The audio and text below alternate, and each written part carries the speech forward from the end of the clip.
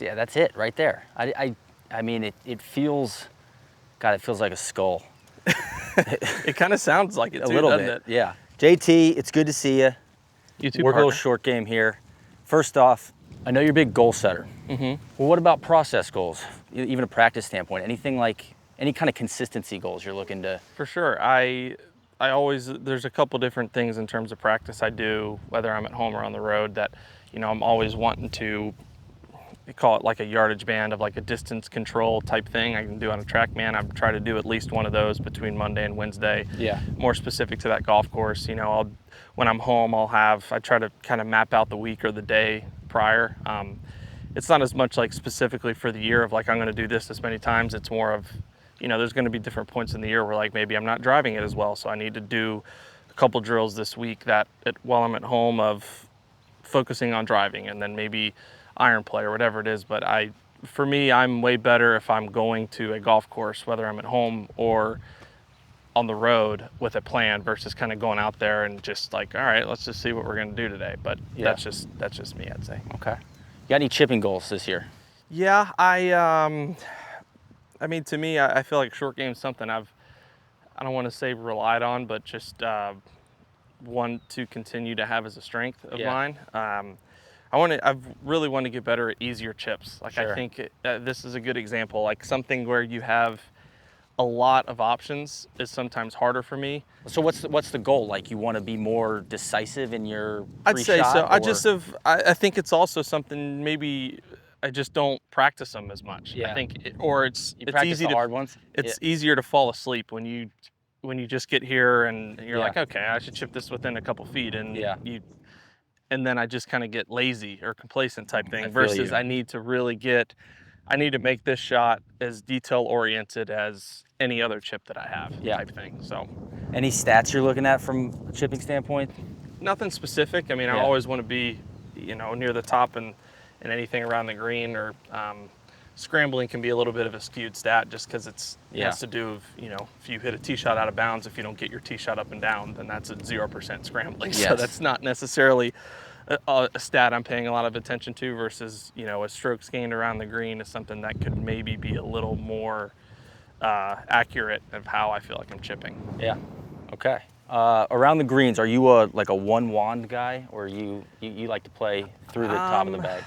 I probably use more clubs than others. Sure. But I'm still dominantly 60 degree. I mean, greens that we play are mostly firm and fast, or at least have enough slope where I'm trying to get the ball to stop around the hole. So sometimes, you know, I have to maybe change the spin, whether it's like a cut spin or a draw spin, to kind of get it to just be slowing down as it gets close to the hole. Okay. All right, so I asked you before we started rolling, kind of one drill, if you had to take one chipping drill, and you said 3 balls, hit one high, medium, low. Yeah, I think it was a tough question. You definitely came in hot. I wasn't prepared for that. It's my specialty. I know, but it really is. Like, I think it's obviously there's a lot of aspects that are important in chipping, and your contact and landing area and everything. But to me, chipping it's not supposed to be technical. I think you know, whether it's you're looking at a member at your golf course or a professional on TV, like when you see the person that looks like a robot over it, and you can tell that they're thinking about a million things, they're generally not a great chipper. Sure. So I think this part of the game needs to kind of bring out that artistic side and just reacting. So I love going around with 3 balls and just trying to not hit the same chip, you know, multiple times. There's going to be times where I'm focusing on my contact, whatever it is, but for the most part, how I feel like I've developed my short game is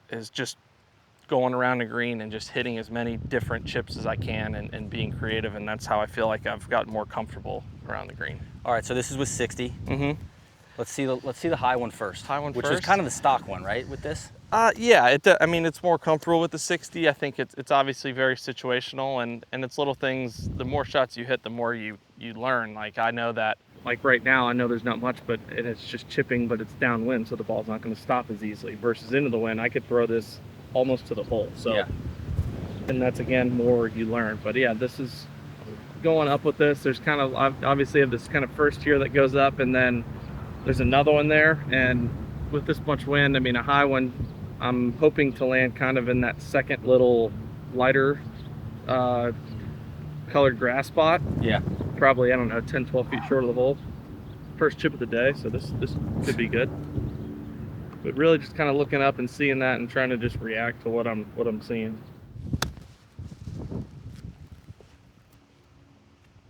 All right, and on these, weight majority on your front foot? It definitely changes with the lie and stance and everything, but definitely going to be, if I'm picking a side, it's going to be dominantly front foot. I mean, there's not really any chips I can think of unless it's on a massive upslope where I'm weight back. I mean, you'll see, like I'll hit the low in here, and that's going to be very, very weight forward dominant just because I'm almost kind of de-lofting it going in to drive it. So like here, hitting a low one, landing into a slope like this, it really needs to have some momentum. Yeah. And I feel like almost like some top spin to get all the way there. So this is one I'll even kind of hood a little bit. So I'll just close the face and really just try to land it 4 or 5 feet on the green, and then with closing the face, it should take off after it takes a couple bounces.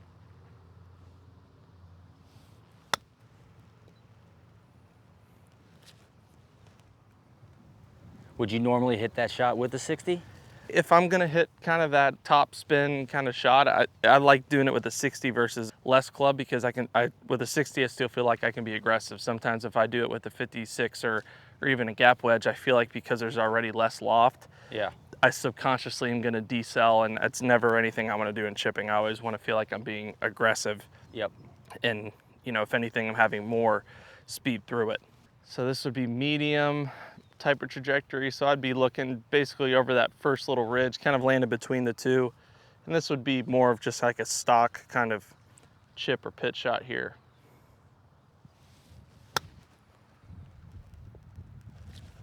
That's nice. And then also another thing is when I'm doing this at home or even in a warm-up or something like that, like you can pick up on a trend where I was like, wow, like my high one is not good today, or Yeah. I'm really struggling on this one. So then if I go out in the course, I'm like, okay, I know that I'm more comfortable with this. Or then, and the other side of that is I know when I'm practicing which one I maybe need to work on more than others, kind of thing.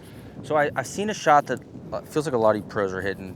It's almost like the 60's open, but it's like back in your stance. It's like the nippy, the late check. Yeah, like Jordan is the best in the world Yeah, at and it. I just don't understand, because it comes in low, but it seems like you guys have the face not open, but the bounce presented, I guess. And I'm curious what the, what's the technique there? Yeah, it's hard.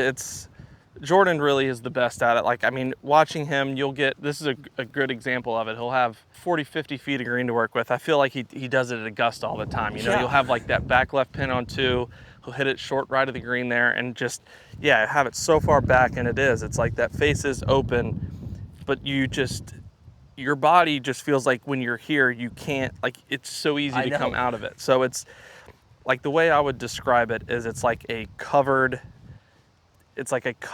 type of chip. So like you feel like the club face is open, but you need to kind of cover it with your body in the face. That's just how obviously everybody's feels are different, but more than anything, you still have to have all that weight and everything going this way. So I would just kind of you put it back in your stance, and it's going to be more of a steep type of almost outside in.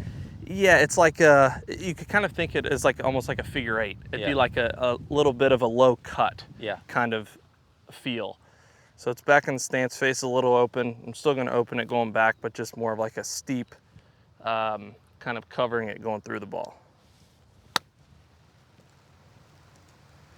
So yeah, that's it right there. I mean, it feels, God, it feels like a skull.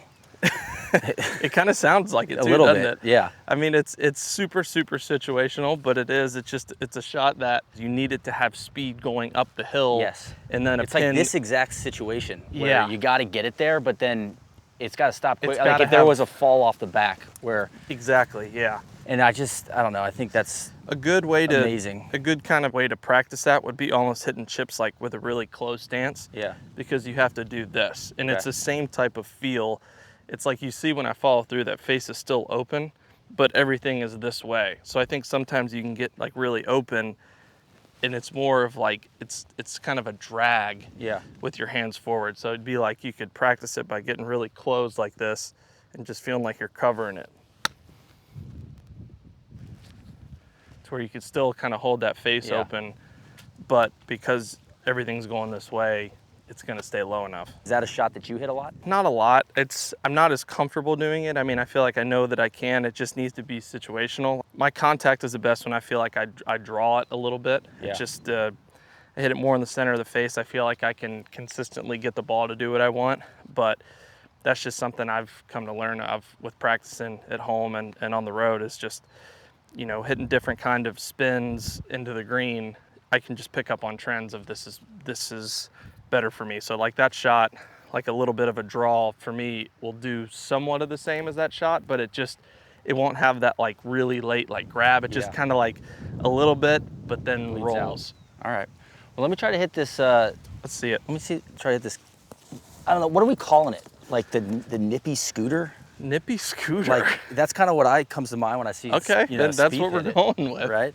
All right. So it's not like an open. It's more of like. Yeah, it's relatively neutral face. I mean, a lot of the opening is just kind of natural on the way back. Okay. But yeah, it's just it like I said, I would describe it as close the stance a little bit. It's a good way, I would say, to focus on the motion or feel the motion. Okay. See, that's what happens. It just pops straight up on me. You had it a little further up in your stance. Okay, and so also back in the here, stance. let me wipe this face off. You can't have a dirty club. I don't keep the grooves quite as clean as you. Well, then you're gonna hit a lot of those. Really? Oh yeah. If you don't have the grooves clean or dry, you're gonna hit little ploppers all day like that. Welcome to the Muni Golf Life. All right, so back farther. Yeah. So not as much of an open face. Like have it relatively neutral like that. And yeah, feel like its stance isn't as open, a little more neutral, and then yeah, feel like it's like almost like a figure 8 type of motion, but just cover and figure 8 in and out, or yeah, a little bit. It's like but it's more of just enhancing that covering the ball through impact. There it is. Ooh, there it is. that was nice. So it's not as open as I thought it was. I mean, you got to remember too, is you're hitting a club that's got a lot of loft on it already, right? You're also not wanting it to go as high, right? Yeah. Like it's just more getting that contact and getting on top of it, and it should come out that way. A little chunky, but still. No, that's way better though. Yeah. Got some spin too. Wow. I just played in the New York Pub Links Championship. Wish I had that shot. Yeah. Last we'll Thursday. get him next year. I know. I feel like we got a nice career in this. Another match. I would love to. Yeah. Yeah, but no, you keep giving me tools like this, and Jordan and I are coming for you. Yeah. So. At least we can do.